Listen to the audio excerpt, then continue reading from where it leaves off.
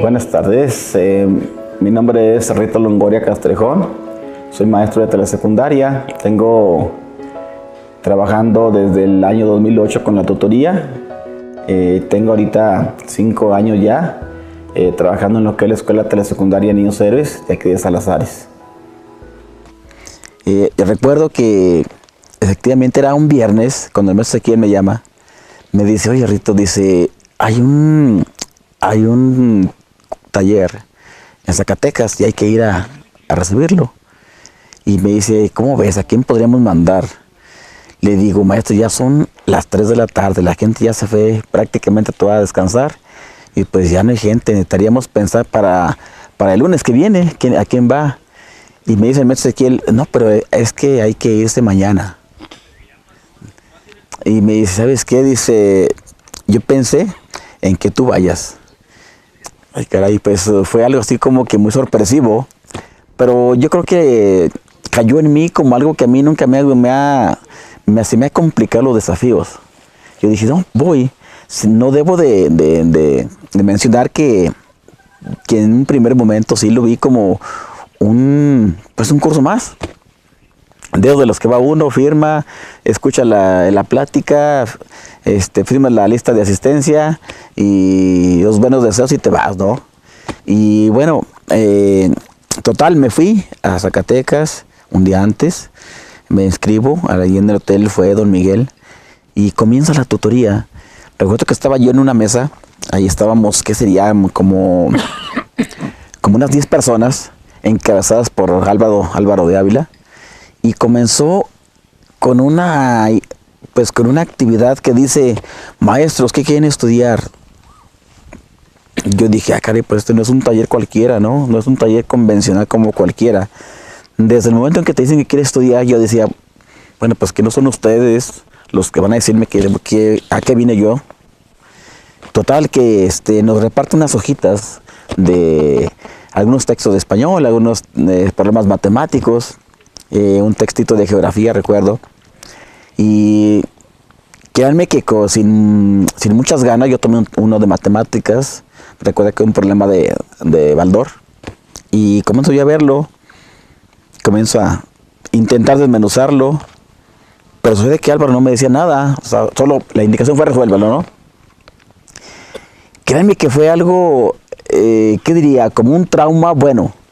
El hecho de enfrentarme a un problema de que, ay caray, yo estaba acostumbrado a que el maestro me explicaba cómo resolver, ¿no? Y entonces me dejan solo con el monstruo ese, un problema de matemáticas. Y comienzo a mover la hojita y le daba vueltas, era un problema de geometría. Y comienzo a hacerle rayitas, comienzo a hacer inventos. Y sucede que poco a poco yo encontré la solución. Y me sentí así como Arquímedes, cuando grita, eureka, eureka, lo encontré. Y así lo resolví, me sentí tan contento, me sentí tan feliz de haberlo hecho, que iba como un niño chiquito, ¿verdad? Con el maestro, ya pude con Álvaro, ¿no? Fue una experiencia bonita, porque a partir de eso, comenzamos con otras temáticas, con esa misma dinámica que me encantó. Y bueno, desde entonces yo he seguido trabajando la tutoría con mucho gusto porque cada vez descubro más cosas y cada vez me doy cuenta de que la tutoría es, hasta ahorita al menos por mí conocida, como la metodología de atención al estudiante en donde podemos lograr ese aprendizaje que tanto se requiere. Ese aprendizaje que genera una educación de calidad de la que tanto nos exige la sociedad ahora.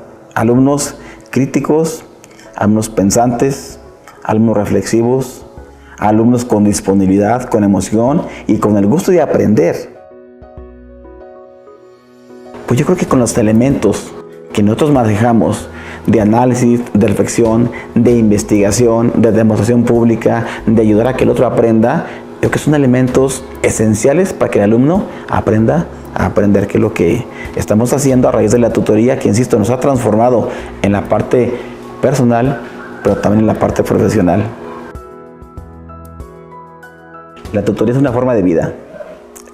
Es una forma de vida porque te hace una persona más sensible, te hace una persona más humilde, te hace una persona, creo yo, más centrada, ¿sí? Y te tranquiliza en muchas cuestiones, ¿no? A ver, cuando hablo yo de más humano, te enseñan a saber, por ejemplo, a tus hijos como personas, como seres humanos, como personas a las que realmente quieres y estimas mucho, ¿verdad? Te enseñas a ver a tus estudiantes, a tus alumnos, como eso, como seres humanos. Me ayudó a reencontrarme profesionalmente conmigo, ¿sí? Ya no era aquel maestro que iba a trabajar 8 a 2 de la tarde y bueno, vamos, quien se quede. Ahora no, yo soy una persona que me interesa que mis estudiantes aprendan y que aprendan bien.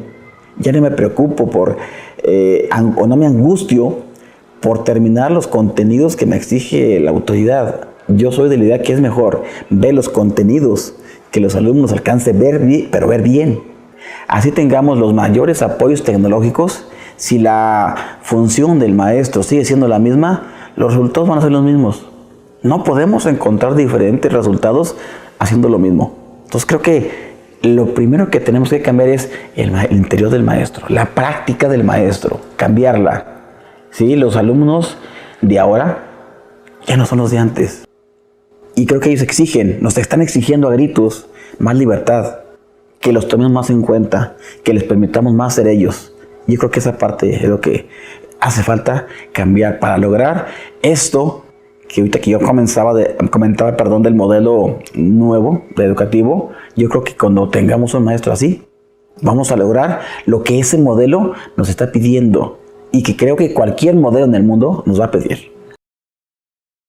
Nosotros mismos como maestros reproducimos formas de obligar, de indicar, de imponer. Entonces, nosotros los maestros pareciera que nos hemos hecho a la idea de que el patrón tiene que decirnos lo que tengamos que hacer y cómo lo tengamos que hacer. Y somos poco atrevidos a cambiar y a probar formas diferentes.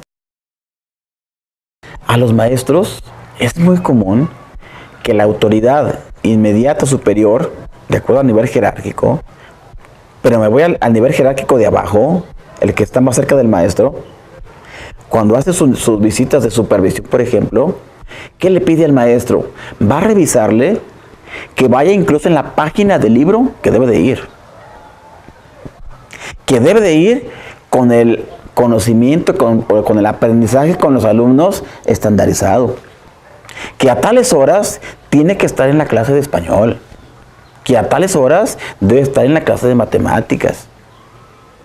Entonces, creo que el problema viene siendo de estructura. Porque me parece que el supervisor, ahorita hablando del supervisor, me parece que su trabajo lo ha equivocado de rumbo. Me parece que lo hemos entendido como un trabajo más administrativo que técnico-pedagógico. Vamos a pedir y hasta exigir más formas que fondos. Y se habla mucho en el modelo nuevo educativo de que ahora se van a centrar los procesos más en el aprendizaje. Créanme, a mí se me hace maravilloso. Mi inquietud es, ¿cómo se va a lograr? ¿Cómo? Me parece que ahí es una debilidad, ahí está un hueco enorme, no en el qué, sino en el cómo. ¿Qué riesgos hay ahorita? ¿A qué tenemos que enfrentarnos? ¿Qué hay que cambiar para que tengamos una educación diferente, basada en lo que al chico le gusta? Bueno, yo creo que hay muchas cosas que tenemos que mencionar ahorita. Yo creo que tenemos que pensar en el temor que los maestros tienen. Yo creo que los tiempos nos han acorralado tanto que nos han obligado a refugiarnos en un temor que se nos ha generado, en el sentido de que si no das el ancho, te vas. En ese sistema de evaluación para los maestros, que más que motivarnos a los maestros para ser maestros, nos están asustando, ¿no? O sea, pensar en mí como persona, en mí como familia, con mi familia, de que voy a vivir, ya es un temor que le está metiendo al maestro, ¿no? Entonces, lo están encajonando tanto que dice, tú tienes que estudiar para esto, para que pases un examen, ¿no? Entonces, ¿qué libertad le dan al maestro para que él innove?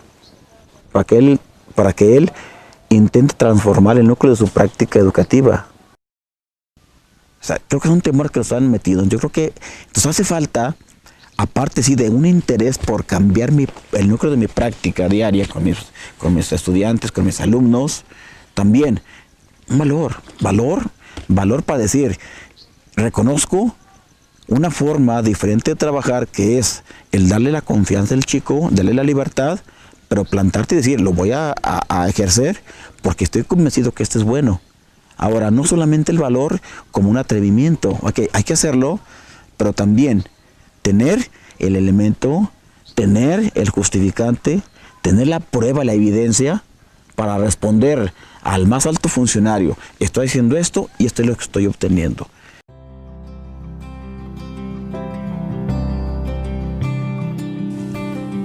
Me gustaría ver una sociedad más justa.